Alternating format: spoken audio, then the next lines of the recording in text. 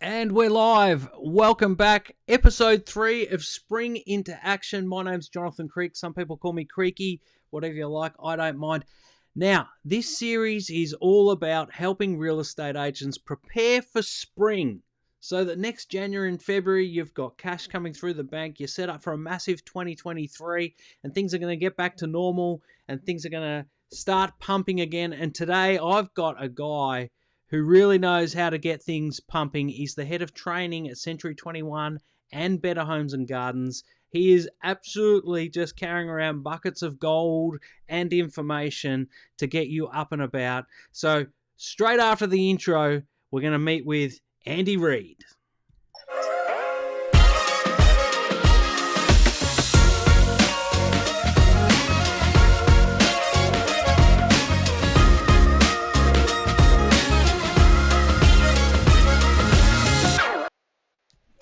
And here he is, Auctioneer of the Year, Andy Reid. Welcome to Spring into Action. This is your kind of show, getting people up and about. How are you, Creaky? You well? Very good, thank you. Very good. Flying. Excellent. As I love to see, the world's a better place when Creaky's flying along. Yes, I think the world's a better place for everyone when they can get up and going. And I think that's the whole point of this series that I'm putting together is to, in Melbourne, winter's done, the blossoms are out, the grass is starting to smell better, footy finals are upon us, auction Go Pies. season's Go coming. Pies. Oh, yeah, the Magpies are flying. The football team are flying, and the Magpies are actually starting to swoop. I've got a family out the front of my house that test me every day. They love a Creaky on his electric skateboard. They come at me like nothing. It's crazy. But it's just one of those things, there's a moment or a line in the sand during the year, particularly in Melbourne, and it's usually the end of August, start of September, and it's like, you know what? It's go time. Let's get up. Let's get going and have an effect. And you're a guy that loves to motivate people, so I got you on. Mate, I'm pumped. Thank you so much for having me. I love your awareness. I mean, now you've got really sort of connected, truly connected with the real estate space.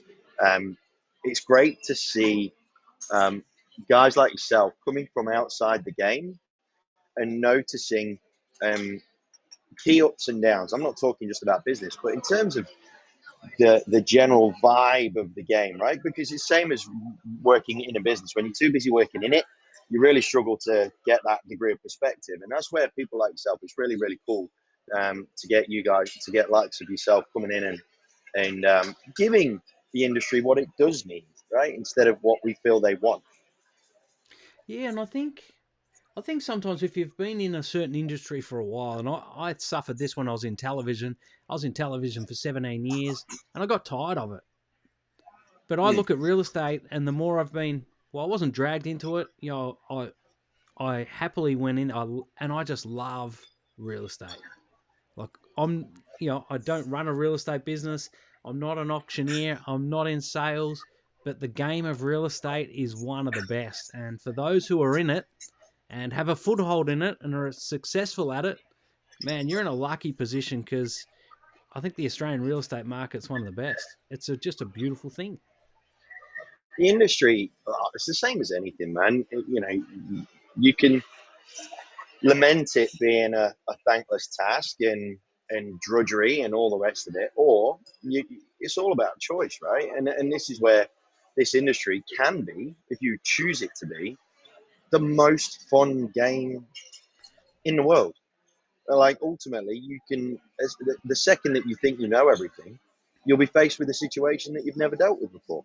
Yeah. Like when we're inherently, sounds so cliche, we're working with human beings that are utilizing real estate as a vehicle to make their worlds turn in a different direction, right? 8 billion of them, and they're all wired differently. And that's the beautiful thing about this is, as much as you think you know, you'll never know it all. That's awesome. I mean, can you imagine how boring it would be if you were in just a purely functional black and white role where you clocked in, did your job, clocked out? How boring would life be then? Seriously. Yeah. Oh, yeah. I think So miserable. I think anyone that's run their own business, and I stepped out of corporate more than 10 years ago now, and a couple of times over that journey, you sit there and say, you know what, gee, it'd probably be a lot easier to go and get a job. Like, you think Mhm. that when you run your own business, and I know real estate agents that think that, I'll go get a different job, go somewhere else, but maybe it's okay for the first month because maybe you get a bit of a rest and you meet some new people and it's exciting. But once you get into that mundane routine of things being the same, it can Mhm. really wear on you. And long term, I don't think it's great. And I think that was the thing that attracted me to the media, and I think it's the thing that also attracts me to real estate. You don't know what you're going to get every day. Every day is different, and it stimulates you to Yep, be able to solve these problems. absolutely right. You're spot on, man. And I think it's it's very easy to take it for granted, right? The what you just mentioned. It's a bit like when I was living in England. I hardly saw any of Europe because it was there on my doorstep, and I couldn't quite work out why everyone had this fascination. But now I'm living over here, and all of a sudden I'm thinking, shit, everything's a lot further away than what it once was. It's made me look back and go, fuck, I shouldn't have taken it for granted when I had the time, you know. Yeah, And that's it's the same with anything, man. When you've got enough of it, when you've got too much of it, it's very easy to not appreciate it for what it is. And I think that's where we can very quickly get down and despondent if we take a couple of hits, we lose a couple of opportunities, we don't get a deal through, or a deal falls through, or something like that, or you cop a load of grief from a tenant, or what have you. But they're all just very small drops in what is a very cool ocean that is our industry that allows you to swim in whatever direction you want to swim in, yeah. right? And it's really cool. And we have that freedom that very few other industries have. I think that's a beautiful thing about what you just said is that there are so many different roles within the industry that you can find one and fine tune one to suit you. And so, 100%. And you can even just say, even if you're just a salesperson, there are different ways that you can mold your role to suit you, right? And there's different ways that you can mold your role to suit your life. There's different ways that you can mold your role to suit who you are as well. Um, Oddly enough, timing being as it is, I put a post up this morning, um, which is something that I say regularly. You are allowed to be who you are and be successful at the same time. Like, what other jobs allow you to do that? yeah, Seriously, what other jobs allow you to do that? There's very few other gigs that allow you to be absolutely who you are, right? And through that, still manage to run and build and attract a client base that can serve you with a tremendous life. yeah, It's amazing. And it's taken me such a long time to really come to terms with that. Firstly, as a sales agent, it took me 11 months to work that one out. And then as this sort of role that I'm in now, in that training, coaching, and we both share this journey to a degree, right? yeah, Um, Having that belief that who you are warrants a place in the game, right? You're in this role. We're in these roles for a reason, and it's really, really cool that we're here because of who we are, not what we are, yeah. That's right. um, which is mega. That's awesome. Yeah, and I'd even go a bit further in the, you know, with the power of social media and personal branding and personality-driven marketing. The moment you start to be someone else is the moment you'll start falling behind. And Oh, so, big time, it big actually time. rewards you for being open and honest as yourself. Like it's actually swung Yeah, the other way now. you're spot on. And it's hilarious. It's becoming more it's becoming more and more and more of a human game. And I don't want to try and point out the obvious, right? But what I mean by that is, and I see it all the time with my own social media, for example. I know that if I have uh, just concocted a post because I think that it's the right thing to say, invariably it doesn't get that much of a reaction. If I do something spontaneous on the fly, if something comes in, I'm like, I need to say that, then because it's come from who I am, it's come from here every time. Like, it's not even a debate. Every time it will garner a better reaction, because of the fact that there is that inherent bullshit radar that is inbuilt into all humans. And I think as an agent, as a property manager, as a leader, the sooner that you come to terms and become happy and not comfortable, if you become sooner you come to terms with and be happy with the inherent fact that everyone's got a bullshit radar, you'll stop trying to peddle it and you'll just be. Yep. And that's, I don't know. There's a freedom in that. There is a freedom. There's also a bravery to get there because you are, Yeah. it's really easy to talk about it, but then, at the moment you actually got to make that leap. There's a lot of fear around the judgment of others, the expectations of society, the pictures that have been painted of what a real estate agent should look like and how they should behave and the clothes that they should wear and, the lifestyle they should be living. All those things are actually make believe. Yeah, it's all your own mind setting it up in what I believe.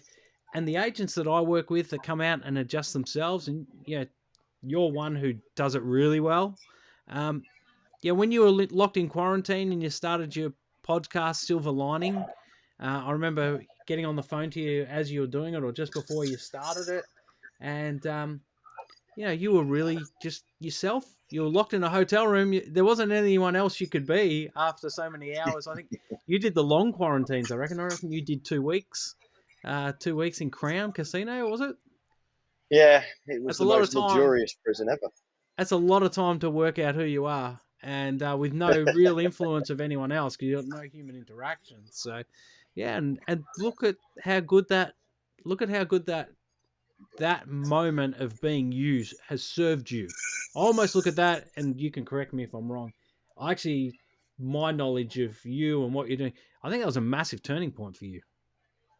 I think it was. Yeah, you're absolutely right. And I, I've actually been reflecting on this a little bit more recently, and I think it's safe to say that if you were to label me, you could sort of class me as a bit of a wartime general, right? When the world is chaotic, that's when I'm calm. It's one of the reasons why I love auctioneering, because it's my state, it's my flow state, it's my happy place. When the world is thrown up into chaos, when you've got action and bid, blah blah blah blah, that's where I'm truly in the happiest Yep. part of me. And I think last that when that all kicked off in 2020, um, I think you throw in some of the family stuff. Um, I actually felt that was probably when I hit my best form in life and in business, because that was when the world is probably at its most chaotic. Mm. And it's been interesting. I've since had some demons creep in, uh, as the world has started to come back into a state of calm. Right? Yeah. It's been odd. I felt those demons sort of knock on the door again, and that's where. And we talked about this before we got started around having that belief that you belong in the in the role that you're in the direction that you go in the uh, whether it's a voice of leadership within your community, within your business, whatever it is. Having that self belief, and understanding that in order to be taken seriously, you've got to take yourself seriously first. And that's probably been my biggest Achilles heel, right? I know, I've been told that the stuff that I do brings a level of value and it makes people feel good and inspired to take action and so on and so forth. But until you believe it yourself, there's always going to be a doubt from everyone else, right? Yeah. So yeah, and it's interesting to really come to accept who you are truly.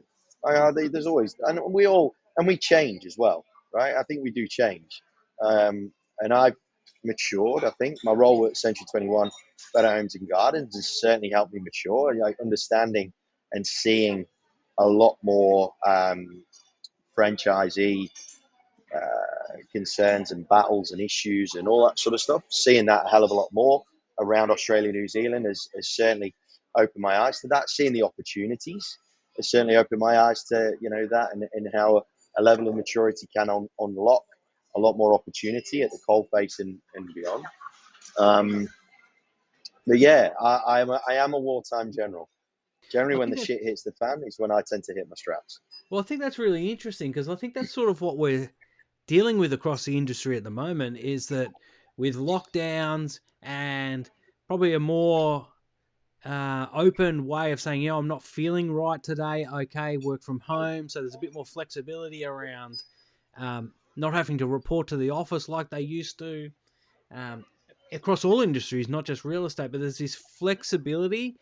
And then if you allow that flexibility, but there's no individual accountability, there becomes this sort of flatter, smoother life with a lot less urgency. And you said, when things are calming down, your demons have come out, and I agree. I think as things have settled down a bit, uh, I've equally found myself sitting here questioning. Things are a bit too calm. It's almost like coming off the buzz of chaos. And we used to get that in the news game, from 4:30 till 6 at night. That was deadline time. You had a 6 o'clock deadline. You could not do it, and Mm. and you had that adrenaline pumping. And I remember when I stepped out of that game and was working for myself, from 4:30 in the afternoon, I'd feel this anxiety and panic that I wasn't busy Mm. enough. And I think that's what we're Yeah. seeing in the market today. That agents, across the board, from property managers to sales teams to owners, they've been through the chaos of the last 2 years. They're getting attacked by the mainstream media who are trying to set a different narrative, and that's causing stress. But there's nothing they can do to control it. All they can do is spring into action, as the show's called, and set their own narrative. But as things are starting to calm down and the doom and gloom's not actually showing up, they're starting to question themselves of, well, how long is this going to last? Are we tipping over the edge? And that's causing stress, I think. So how do we get them out of it? Well, mate, it all comes down to my very first point that I made is that we all have a choice, right? And I had a really really nice, awesome reminder of the whole topic of choosing your attitude when I went to Fiji. Now, you go to Fiji, you could argue, well, it's very difficult to be miserable in Fiji, and it is because it's just an inherently happy place, right? But it was when I was got to know and I was getting to know, and I found myself wanting to have more and more conversations with some of the local staff, right? The local Fijians that were employed at the resort that I was that I was staying at, and their energy was just so infectious. But for them, they that is their world. They know no better, right? So you can't say that they're living in paradise. How can they not be miserable? That is their world. They were born in that world. You drive past and through villages and whatnot. It's not like their world is like highly exotic, right? Mm. By a long, long stretch. And yet there was a young lad called Jerry, and I asked him. He was just such a nice guy, and I said, mate, how long have you been working here? And he said, oh, I think it was about 13 years. He said, and I went, do you genuinely enjoy your job? And he goes, yeah, man, of course I do. And I went, why? And he said, because I've been in hospitality, right? So I know it's a dirty job at times, right? It's a thankless job at times. And he goes, because you know what? Every day I get to wake up, come here, and meet new people. And that's a really nice thing. And as soon as he did that, he saw my boy, Cal, um, he's just turned 4. He grabbed him, he goes, buddy, your legs look tired. Grabbed him, banged him on his shoulders, and starts bloody running up the stairs with my son on his shoulders, happy as a pig in mud, Yeah, right? And my boy's smiling and laughing and joking, and you can tell that he's not bullshitting me because kids have got the best bullshit radars under the sun. yeah. And if Jerry was messing around and was just lying to me and just putting on a front because he was working there, then Cal would not have been comfortable getting raised onto his shoulders. Cal would have really shit himself and wanted me immediately. But Cal couldn't give a stuff about me. He was happy with Jerry running off, and Team and Jerry. Jerry chooses to be that way, right? You talk about mainstream media giving us grief and all the rest of it, right? And we know I copped a little bit of it earlier in the year. And at first, it was really shit. But when the dust settled on it and I had a chance to reflect, I was like, right, I can choose to let that bring me down, define me, blah, blah, blah. Or I can learn a lesson and make it a valid experience that has helped me to advance my life, right? And now I'm not high on anything, I can promise you that. I'm a straight edge guy. No drugs, no booze. Could call me boring, I guess. But um, we choose how we interpret that information. We choose whether the interest rate rise and blah blah blah. We can choose whether that's going to bring us down or make us even better at what we do, Mm. right? The really cool thing, and the general vernacular around this, whenever there's a shift in market and it gets a bit more challenging, the general vernacular, and I've been guilty of this, right, until recently, is that we say it's great because it sorts out the wheat from the chaff. It gets rid of some of the agents that aren't as good at what they do, and so on and so forth. And that's the general conversations that go on, right? Especially with experienced agents. Law of the Well, jungle. aside from anything else, yeah, aside from anything else, there's a load of shit experienced agents as well as the really, really good ones. But conversely, there's so much young talent that is so incredible. They've got a raw, natural ability to Mm. connect with human beings and bring an energy that's going to make everybody go well in this game of real estate. Mm. That there's such an opportunity to harness some of that raw, young talent and really make it shine, right?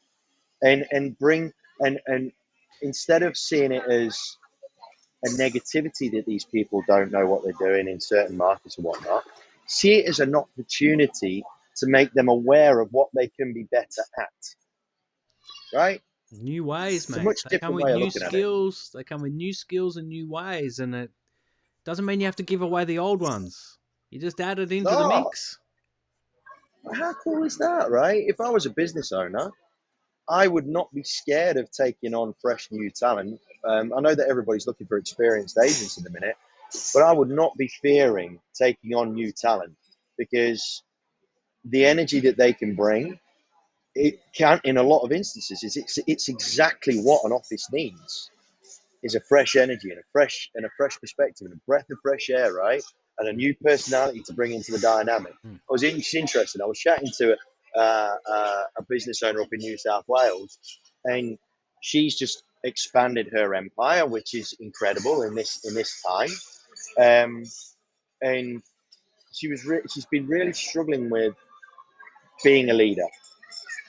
Because she's relatively new to being a leader, and she's saying that leadership's so hard. And I went, it's that you can have basic fundamentals of leadership, right? But ultimately, whenever you take someone away, the dynamic changes. Mm-hmm. Whenever you bring someone in, Mm-hmm. the dynamic changes, Mm-hmm. right? You can have core pillars and core values that help to define your business and hold everybody accountable and all the rest of it. And that's really important. Um, but I think one of the inherent beautiful things of the best leaders is that they understand that it is a very fluid role being a leader, Mm-hmm. because even if you have the same team, if one of them wakes up on the wrong side of the bed and comes in with a different energy to what you are accustomed from them, Mm-hmm. that's going to require a different tone of leadership, right? Mm-hmm. And again, you can see that And I think as we're seeing that now because the world's different. Like we've never come out of the back of this type of thing before. So leaders are having to deal with different challenges. People coming in with different loads. but it's and half of it is the way that we talk to ourselves, right? You can see them as issues, concerns, problems, whatever. And I know that this is going to sound very Tony Robbins life coachy or whatnot, I can't wait. Here we go. but shit, let's face it, gang. There's plenty worse things that can be going on in your life, right? So what are you going to do? Are you gonna let it be an anchor around your neck, or are you going to look at it and go, right, right, let's resolve the issue. Let's not bullshit this. Let's resolve the concern, but let's learn on how we can make sure it doesn't happen again. Whenever like listing presentation, there's a lot of agents in the minute that hit me up asking me for help because they're losing a few, right? They're starting to lose a few presentations, and um, Yeah. you know, there's a really prominent agent that's done so well, and he's just picked up an incredible recognition from the major franchise group that he's a part of. Massive recognition. Um, he called me up 2 weeks before, really down on it. He goes, I'm really unsure about the direction he's going. I said, mate, look at yourself. The direction you're going in has never been better. Mm. And half the reason why a lot of people really sort of struggle is because they don't listen to themselves half as much as they should. And they end up listening to loads of other people that are perceived leaders. And look, maybe I'm bagging myself out a little bit here. We need to help people to listen to themselves more, right? We really do. Because this lad, like, he's literally won the number one sales agent for volume in the biggest real estate franchise network, right? Um, Incredible feat. And here's him in the form that he's in, statistically, doubting what he's doing Yeah. because he went to a thing that had a prominent name in the game, demand that everybody takes everything to auction. If you're not taking everything to auction, then you're not doing it right, essentially. Yeah. Not verbatim, but in a manner of Mm. speaking. And I There's said to him, some mate, there's some vendors who don't want to go to auction. oh, but mate, no, it's not even about that. It's about um, like, and the reason why he was unsure is because naturally he is very, very good at connecting with human beings, Yeah. right? Brilliant at what he does. Yeah, I got so much respect for the lad and his team. Um, but the reason why he felt uneasy is because he was being told to not listen to himself, but to do what's best for business, Mm. right? What's best for business is what's best for the consumer. And my analogy, which I wrote in an article in Real Estate Business Magazine, was does it was I said, and this is what I said to him: does a doctor prescribe everybody with the same medicine before they hear all the symptoms? Yeah. Not on your Nelly. No. And look, you're going to get it. If that's what they did do, then yes, they might make 5 or 6 or 7 out of 10 patients better. But geez, they got a real shot at making the other three really poorly, Mm. right? And Yeah. likewise in real estate, yes, auction might be the best course of action for the majority of your consumers, but it is wrong. It is inherently wrong for us to have a predetermined notion of what we believe is the right thing to do until we've heard all of the symptoms from our consumers, from our patients, right? And that's what made him uneasy. I said, mate, just keep listening to yourself because look at your numbers. It's working, Yeah. Yeah. right? And Be there's you. another lad.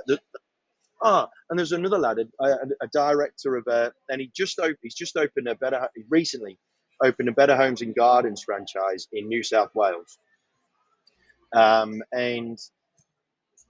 And he's a good agent, good guy, husband and wife team.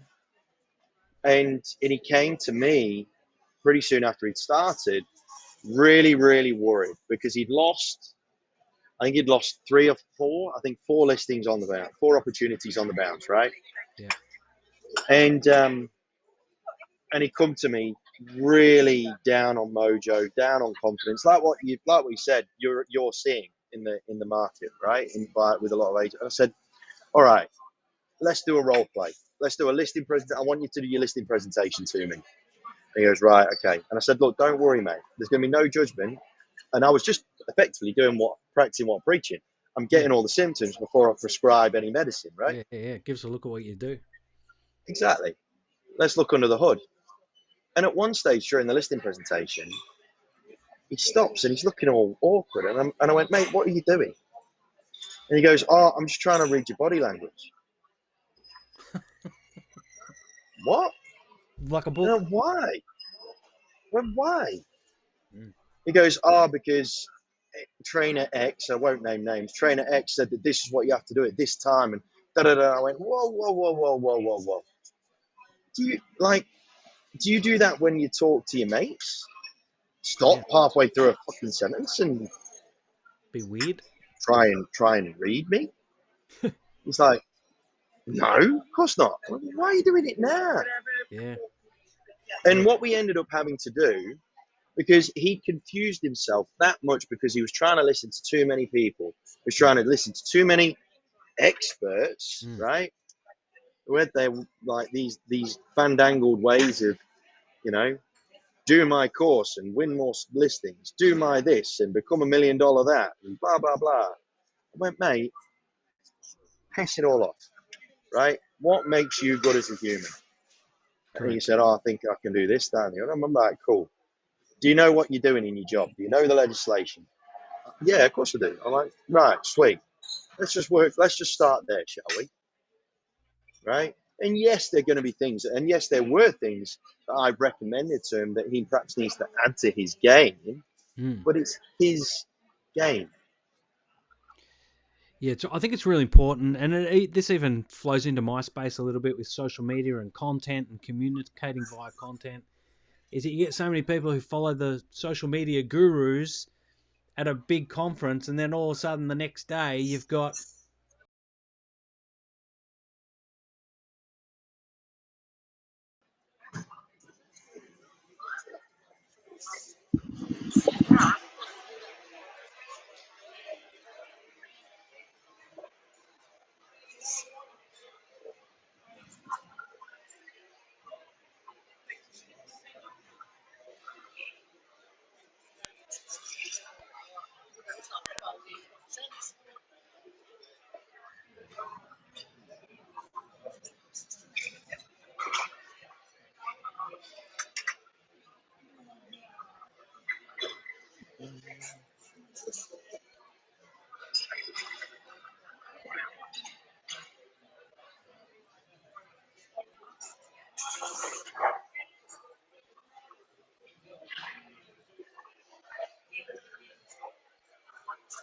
Yeah, I can't hear Jono either, Mark. I'm glad that you said that in the comments.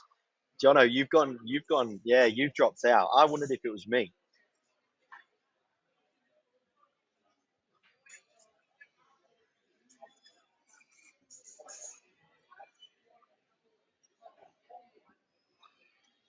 Do you know sign language?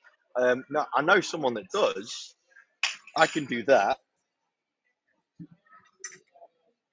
It's about the only sign language yeah, maybe he has lost his voice. Sometimes that's not a bad thing. I'm joking, mate. I'm joking. We could bag out the crap. We could bag the crap out of him now, and he can't say a damn thing. How good would that be? I've stolen his channel, gang. Welcome to the Andy Reid Show. Mm. But I think we perhaps need to call it a day there, gang. Hopefully, you got a little bit of benefit from it, team. Jono, it's an absolute pleasure to it's an absolute pleasure to be on this Spring into Action, gang. I think the message that we were getting to was yes, you do need to learn things. We all need to sharpen our skills and our tools and all that sort of stuff. But there's no point being an expert if you can't deliver it in a human way, right? There's no point having knowledge if you don't know how to share it. Because otherwise, game over, right? There's no point in having abundance if you can't, if you're not prepared to share it with anyone you don't know how. So if you need to know how from a social media point of view, hit this lad up because, and from a communication media point of view, because he's a ledge. And just say hello to me. I'll just be happy for you to say hello. Anyway, take care, team. Jono, let's call it a day, my friend. Take it easy.